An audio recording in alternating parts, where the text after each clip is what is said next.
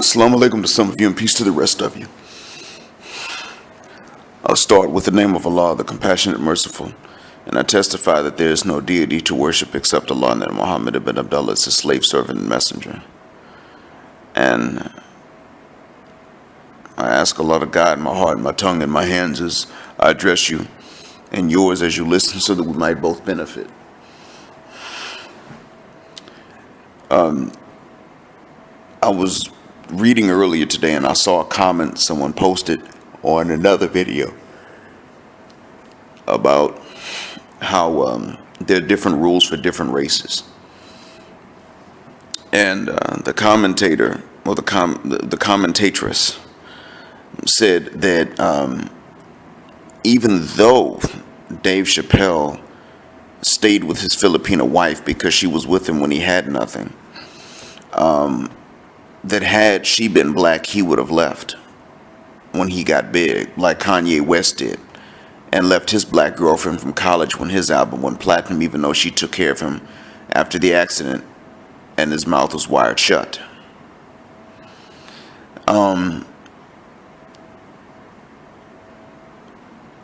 Truth be told, one of the ways in which Allah tests both genders is by forcing them to choose between two things that are very important to them at a gut level instinctively.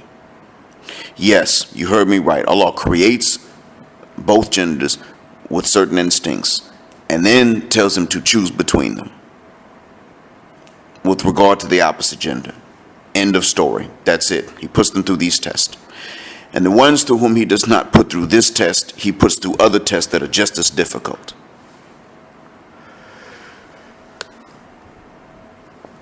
This means that women are going to have to choose between what they want to look at in a man and what they want a man to have and possess. And men are going to have to choose between what they want a woman to look like and how they want her to behave. And both of them, there are going to be times when both of them are not going to be in the same person. It's just the way that works. So, what's happened now is that men have been told that they're going to have to choose between these. And that's it. And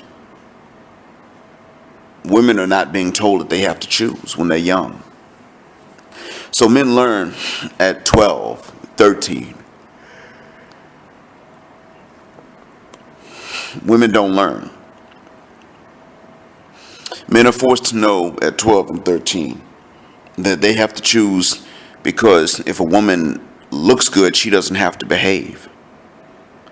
And if a woman knows how to behave, then she can look her, bottom line, she looks good, she doesn't have to behave. So if she's behaving, then it's probably going to be because either she doesn't look the part or she thinks she doesn't look the part. And so in many cases, I understand why it is that there are men who prey upon women with low self-esteem. There are abusive and manipulative men who do this. And then there are men who are simply looking for a relationship, so they look for women with low self-esteem. What's the reason? That is how you maximize the combination of her looks and her behavior. How do you maximize the combination of both good looks and good behavior? She has to not know how good she looks, or she will not behave. And I'm saying this as a loving father of two daughters. I see this in women, and it is universal, and it goes across the board. And there are women who are gorgeous and they know how to behave, but even in that case, they're just not interested in men that are normal. Women across the board view so many men as below average. Below average, not average, but below average. This is oftentimes why it is that when mothers may give a son a sense of worth in the market value, the women would never validate that sense of worth that a mother may raise her son to have. In other words, mothers always want a certain type for their sons, but if the son were to look for what the mother wants him to find and be with, he'll never find it. He would never find these combinations in a woman, because women are either instinctively or by training prone to assess most men as being below average. And ironically, women outnumber men. Now, what this means is that the human beings have the instincts of the beast of the field. You can look at cattle. You can look at sheep. You can look at goats. You can look at rams out in the wild. You can look at elk. You can look at moose. What winds up happening is that the females outnumber the males already by the time you get to adulthood. The males still have to fight in order to be fathers, in order to mate, frankly, to get some sex. Females don't have to fight for it. As a matter of fact, they just sit back and determine that they will not mate with the male that does not win a fight. So if a male happens to be the only male, they're still waiting for another male to come along so they can sit up and eliminate one. Human beings don't have to do this, but what you will find is that women are doing this. And I'll let women decide if this is an instinct or if it's by nurture or if it's both. Women could tell me why women do this. I'm not going to pretend like I understand things I don't. But what is going on is that either way it goes, women are choosing based on the same criteria as lesser species. There are things that they have to choose and look into, and nobody in their right mind would blame them for this. But then there are things that they don't have to worry about, and they're still worried about it. And this means that what women are looking for are men who can survive in apocalyptic situations without being willing to go through an apocalypse. I'm not saying this out of hatred for women. I'm saying this to explain the questions that have been asked, which are why it is that a lot of men will choose to stay single. You're finding more Muslim men choosing to stay single. Now understand this.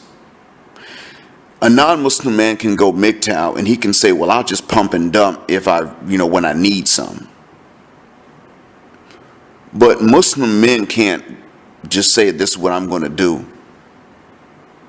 Now, there will be Muslim men who may do this, but it's not allowed. So there will be Muslim men who, knowing that only marital sex is allowed, will still choose to give up marriage. What is the reason for this? Some would say, well, this means they're condemning themselves to celibacy.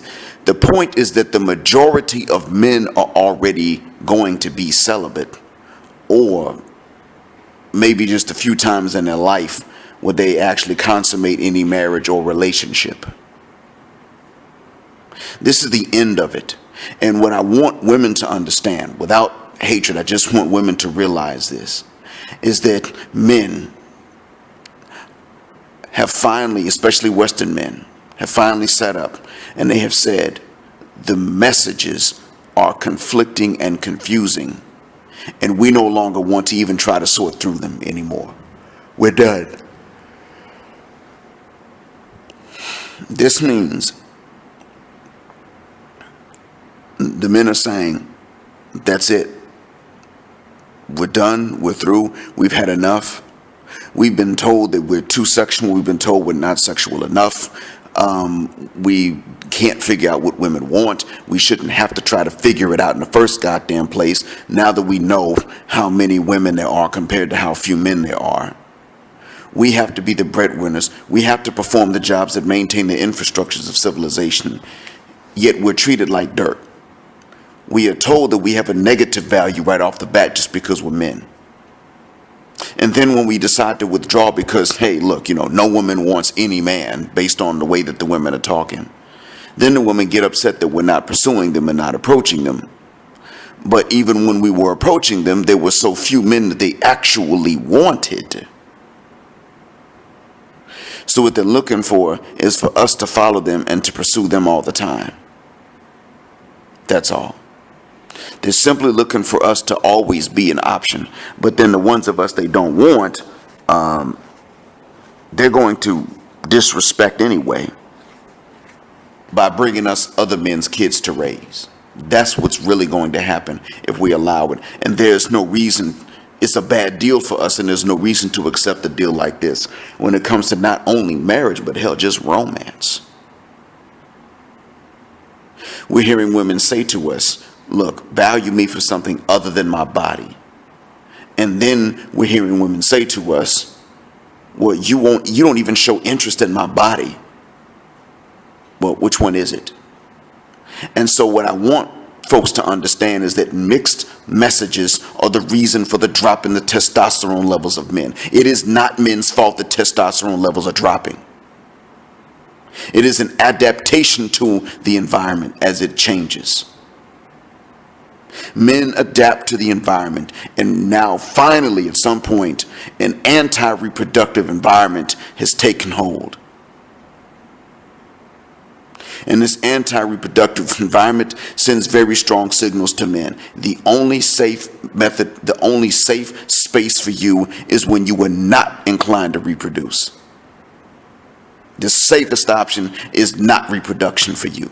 If you do, you're going to be stuck with child support. But if you just trying to get with women can leave you stuck paying child support for another man's kids. Because if you're a normal man, you're already less than average to women. You're already what they don't really want in the first place. But they can't get the guys whose genes they want to also be the fathers that they want and the providers that they want. So they'll go ahead and engage in a twin mating strategy. Men understand this. Subconsciously, this is understood. So subconsciously, the brain could tell the pituitary gland to produce more of one hormone and less of another. Now, human beings are very adaptable. Most mammals are actually very adaptable. That's why you've got mammals that live in the ocean and produce no fur, and you have mammals that produce an excess of fur, and you got other mammals that change the amount of fur they grow based on the season and then shed it. Mammals in general are adaptable, and human beings are mammals. And so now, what do we have? Well, we've got a situation in which women don't want most men. So most men's testosterone levels are going to be pretty low as an adaptation. I mean, if they weren't, then one or two things happens. Either they have high testosterone levels and they develop the secondary sexual characteristics that women are looking for, and so women go after these guys, or they got high testosterone levels but women don't want them, and so in their pursuit of heterosex, then they become creeps. And either they remain miserable or they produce less testosterone. It's happened to a lot of guys before. I was married and I knew I began to produce less testosterone. I knew because of the way the marriage was turning out.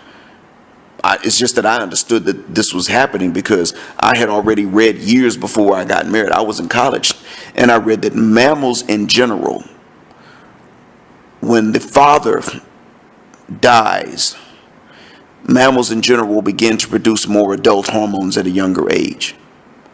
So the puberty it comes sooner, and it is accelerated because the body is in a rush to become the body of an adult in order to sustain and protect themselves the way an adult may have to. This is how the bodies operate.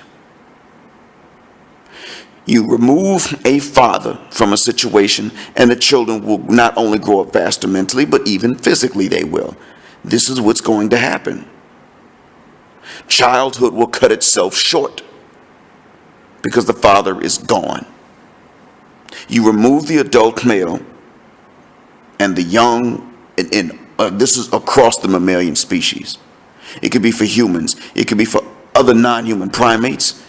It could be for goats, rams, sheep, horses, cattle, take your pick.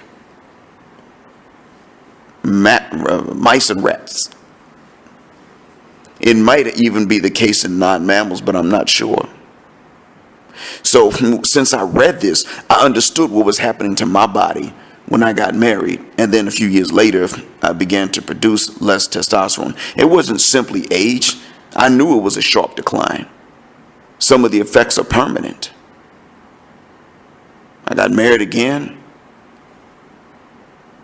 And my second wife, she said, well, you seem to have extraordinary control over your libido. And I told her the libido is gone. The ability, I still have that. But the libido was, for the most part, gone. It's easy to turn off. What's the reason? Training and environment. That was necessary for survival. So the body adapted. What did you think was going to happen? I mean, everything, they have to understand. What women tell men they don't want in life is going to be what men have to adapt to not providing.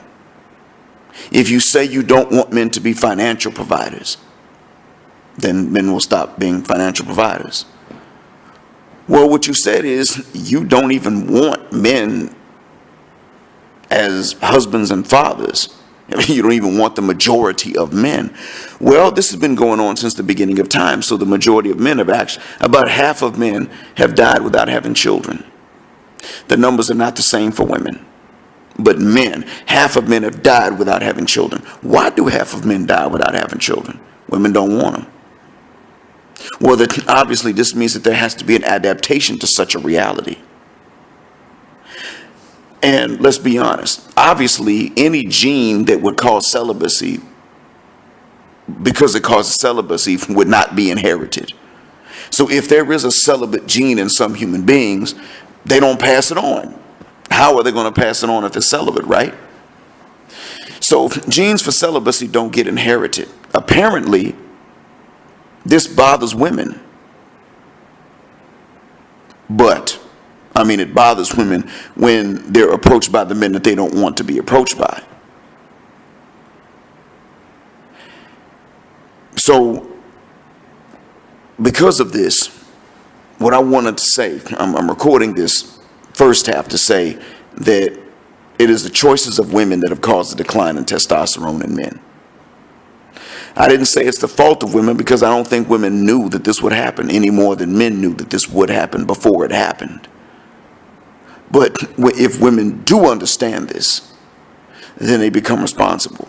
It's your choices that drive this. Human evolution is driven by the mating choices of women. However, if you demand that men become superheroes in order to be able to date or marry you and you are a regular, normal, frail human being, well, then you're asking for too much. And that's the point where God and nature start laughing and saying, nope, that's not going to happen. Absolutely not. Your man has to be able to fly and be bulletproof. So you don't want a man from this planet. You want a man from Krypton. Well, guess what? That's an alien. So that means you got serious problems. You ain't into human beings. And that's what's happened. That is what women's mating selection criteria has been turned into by these movies. So this is what wound up taking place. There you go, women. Now you have the results you were looking for, the results you demanded. I didn't say the ones you wanted.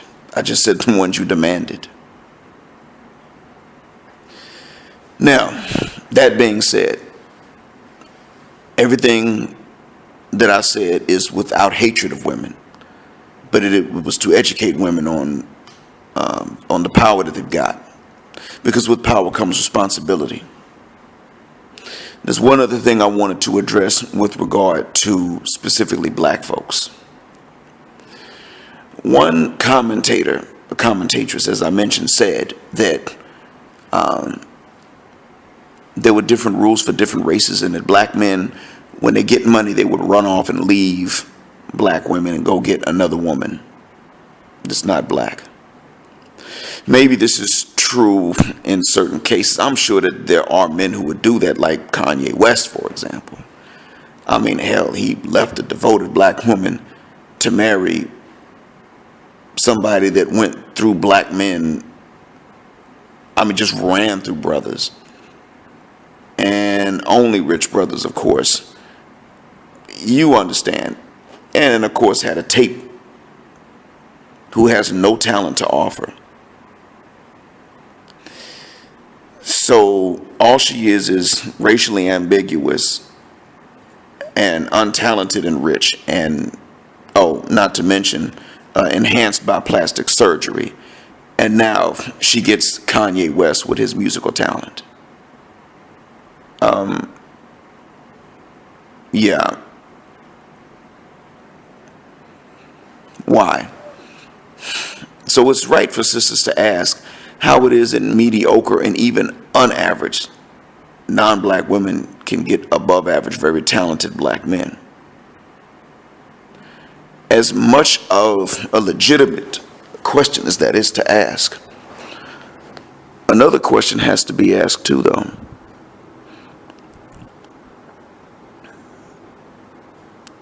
One, is that true? Who told you that that's the case? Well, you see, a Brazilian statistic was used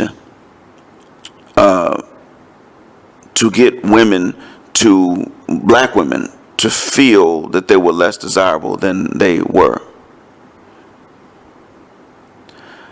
You see, in Brazil, yes, it is very true that when a black man becomes a successful rapper or singer or football player, meaning soccer, that yes, absolutely, they will. In Brazil, they will get a white or a racially ambiguous woman. They will not date a dark-skinned, clearly black woman. They ain't gonna do it. But that's in Brazil. When it comes down to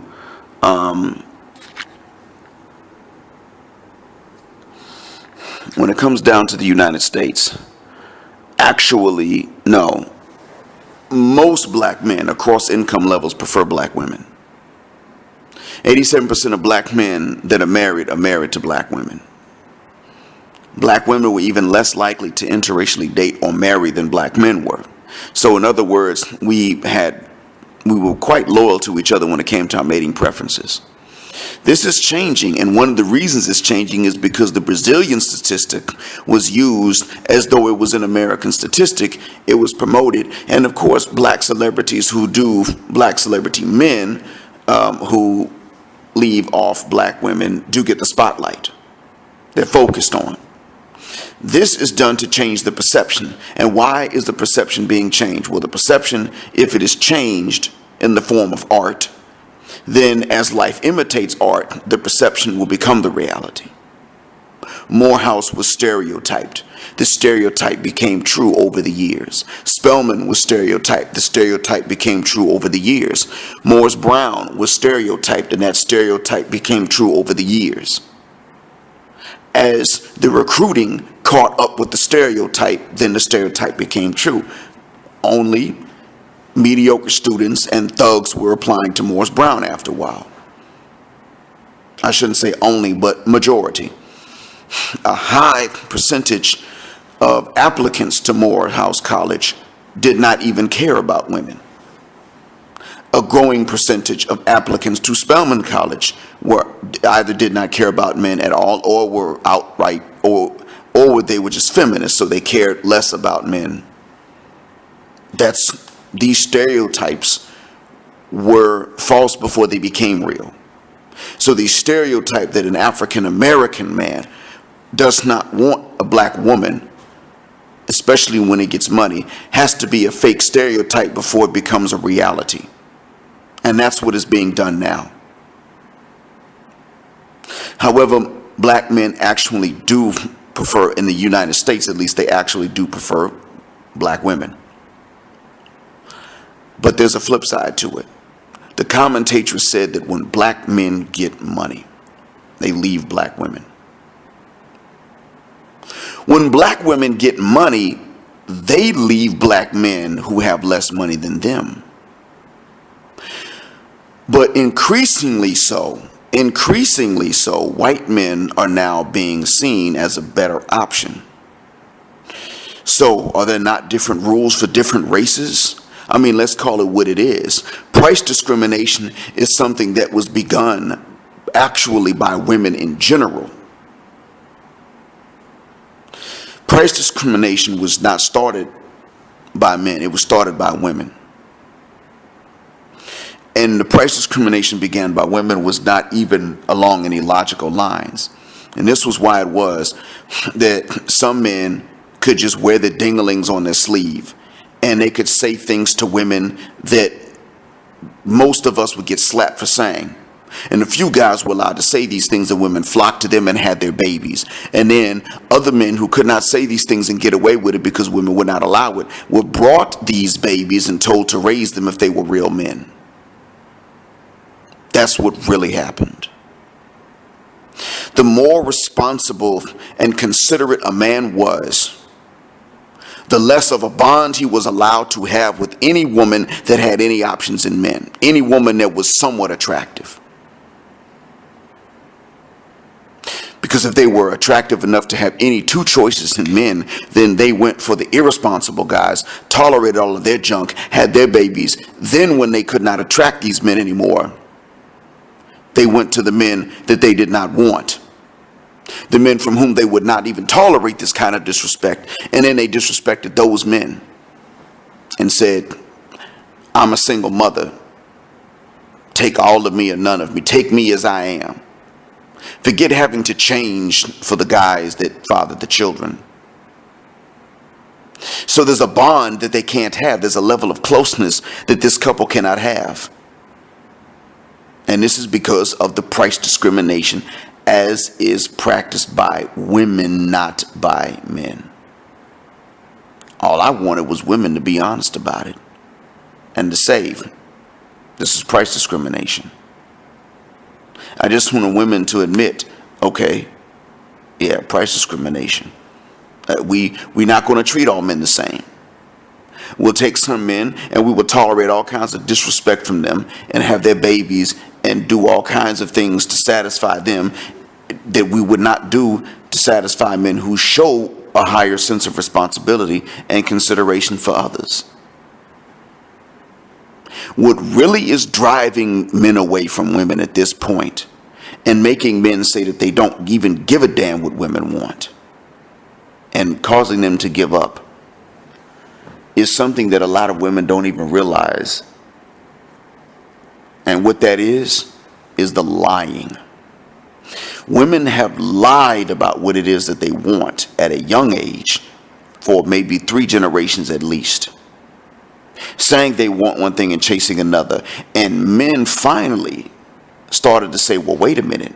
They say they want this and then they're pursuing actually that opposite. Okay, you know what? We don't care what they want anymore. It's not for us to figure out. They're lying about it, obviously. Subconsciously, this is what is causing men to say, man, to hell with all this. So you got these videos out explaining why women don't want the nice guys.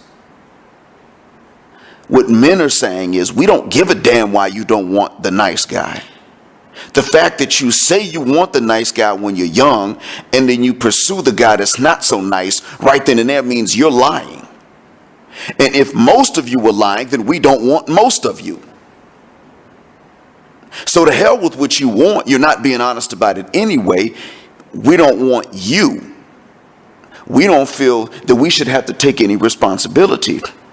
And we feel like we shouldn't have to raise anybody else's kids. And we feel that, yes, because we have been responsible and considerate of others, and we've done what it takes to get things, we feel that we are entitled to the first pick. This means that what you have been giving to these less deserving guys, You should have been giving to us. Yes, we feel entitled. And you know what? You feel entitled too. Since you feel like you can be entitled, but we can't be entitled even when we have to do the work and earn, even when you factor in all that we have to do and be to impress you in the first place, and we still do it, then we're entitled. You didn't give it to us. You're screwing us over. We don't want you anymore. And now they got robots, dolls and robots. And men are producing less testosterone, meaning they're less interested anyway. So what the hell are women going to do? See, young men may have to think about this and worry about it. And even then, they're also producing less testosterone. So as they're having to think about it less and worry less, there is less of a reason for the majority of men to approach women. And what this is going to mean is that as women say, well, that's fine, actually, because there are only a few guys that they really want anyway, there are going to be fewer and fewer fathers. This means that more children are going to be half siblings than before. Now, when these children are half siblings and they don't even know they're half siblings, what do you think is going to increase among the human population? You already know. Because incest does not have to be intentional in order to lead to any kind of defects in the children. If it is intentional or accidental, the result on the children is the same. Mankind is facing this, and it is not because of male mate selection criteria, it is because of women's. So when women want to act as though male sexuality is reckless and it's bad right off the bat automatically, don't even argue with them. Just tell them, you can have what you want actually. You want the same few men. That's what you all are dating. That's who y'all are screwing, even if you're not dating them. Keep doing what you're doing. Now we're going to take our money and we're going to go over here with it and we're going to enjoy it while we're alive. I don't know what to tell you. Go ahead. Let the women, when they complain about being approached by the men that they don't want, say, hey, look, don't worry. Just, go ahead and keep approaching the man you do want. I don't approach men. Well, maybe you don't meet a celebrity every day, but if you meet one, you'll approach him. Let a man have enough money and you will approach him. You will try to get him. So, when you find the guy you want to approach, go ahead and approach him. A lot of other women want him too. Have your children with him. Have fun. Get what you want. Let them go after the same few men and have their babies. And what will wind up happening is that a few men will have all these babies. These women will have nobody, because we got DNA testing now, so they have nobody they can pass these babies on to, except for men that are just that stupid or have that low of a self-esteem. Or if they're widows, that's a different story. But the twin mating strategy now is not going to be as effective. Let them try that mess. And then when their own kids grow up and can't find anybody because they're related to so many people, that may take 2 or 3 generations, but when it does start happening, fine. We got DNA testing now. Before any man and woman get married, they could find out how closely related they are.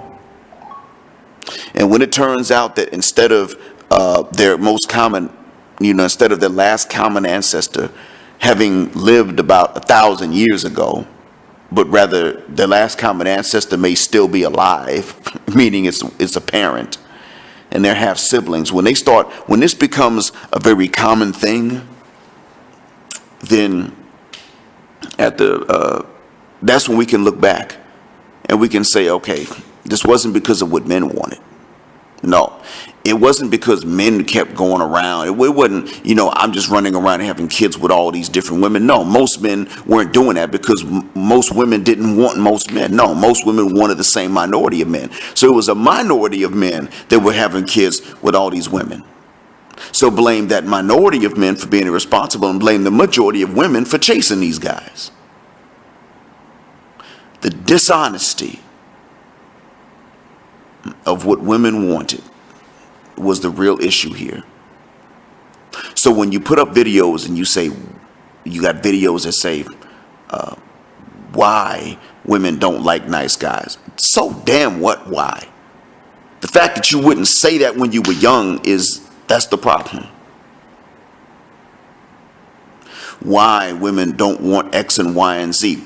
There you go. Yeah, but you didn't see, you're supposed to say this when you're young. You're supposed to be honest about what you want. Why women friend zone nice guys? We don't give a rat's ass. We're not going for the friend zone anymore. That's what it boils down to. Some say, well, what about these women that get left out? There are a bunch of women that guys don't want. These women somehow still manage to have babies. So that means somebody's doing something. Someone's doing something. And it's crazy because what this was probably due to the fact that men were producing more testosterone, although women were not showing any more interest in the majority of men than what they're showing now. But now you've got men producing less testosterone. So maybe those women are going to have a hard time. It could very well be the case. But if women are sitting up and saying that they owe men absolutely nothing, then why do men owe unattractive women anything? That's not the way it works. I mean, you've got fat acceptance movements. And frankly, medium-sized women are fine with me. And that means that they have to have somebody fat. People in general do. But since that's not what is common to most people, you now have a fat acceptance movement. You don't have a poverty acceptance movement. Men aren't allowed to get up and say, look, I don't make a lot of money. I'm never going to. That doesn't mean I should be shamed about it and be by myself all the time. Men would be laughed off stage if they said something like this. Women would say, no, that's exactly what the hell it means. Even if you're educated and you shouldn't be poor, you are poor, so we shouldn't have to date you or marry you or anything. No, we don't have to do any of this stuff. We don't owe you anything. But you could take women that walk out on stage and the stage can't even hold them up. You have women rolling out in wheelchairs. No sensation below the waist. You've got women that they walk up on stage and the stage can't hold them up. And they're bringing a bunch of kids by other men. And if you ain't into that, you can be shamed, or I shouldn't say shamed because you may not be embarrassed, but people will attempt to try to embarrass you for that, like you're something wrong. But you mess around here, be a man that did everything in school he was supposed to do and did all the work he was supposed to do, and just now he's just broke. He's just had bad luck in the job market for whatever reason. Women will sit up and say, we don't owe you any pussy, to put it bluntly. That's real. You talk about sexual assault in women's prisons, and that's a problem. No matter what crime a woman committed, she does not deserve to be assaulted by another inmate or a guard, and I would agree. You start talking about sexual assault in men's prisons and people laugh. Yeah, you're going to be somebody's bitch. That's what they do. That's the end of it. There's no concern. If female prisoners said, look, we want conjugal visits with our husbands, then people would say, yeah, they can have conjugal visits with their husbands. If male prisoners say, we want conjugal visits with our wives, most states say, we don't care. You're an inmate. No.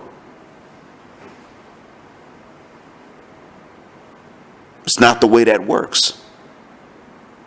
So at the end of the day, I have to be honest.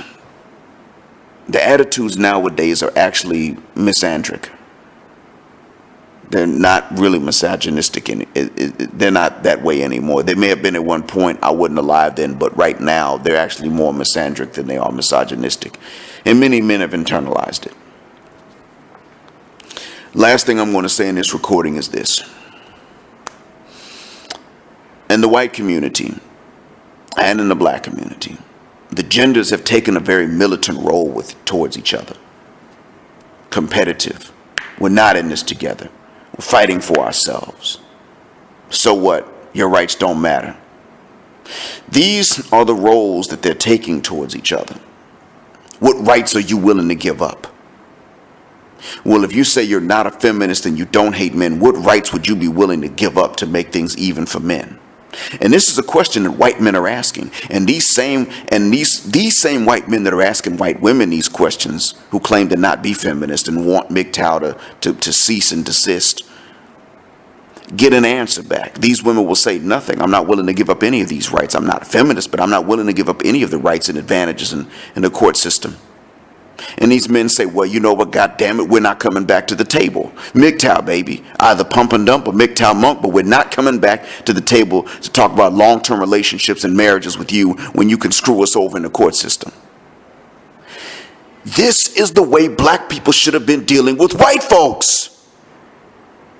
The genders are handling each other the way that black folks should have been handling the white race. In the Americas and in Africa and in Europe, not just in the United States.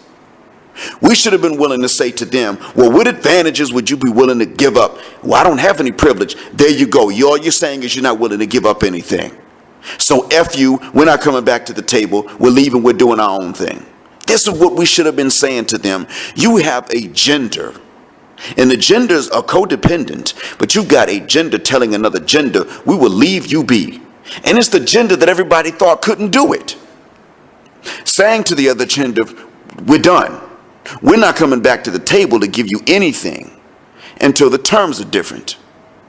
We will not give you money at all, period. And we may or may not give you any ding-a-ling until the terms are different. You got them doing this. But black folks won't say to white folks, you know what, to hell with you.